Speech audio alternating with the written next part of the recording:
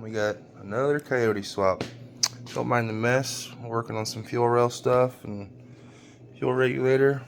Just got the On3 single turbo kit installed. It's an off-the-shelf setup, just like the last purple T-top car we made 1100 with on the dyno that's previously posted. This is a Gen 2 F-150 motor with Gen 2 Mustang cam swapped out, pack valve spring upgrades, and we're just finishing it up. It's going to be manual steering, manual brakes, pretty simple. Got to do the control pack and fuel stuff yet and get the coolant hard lines figured out, but this is what I'm messing with now. Pretty cool.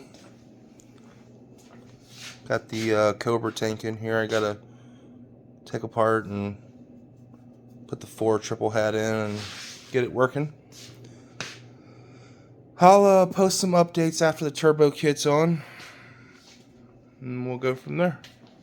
Check back.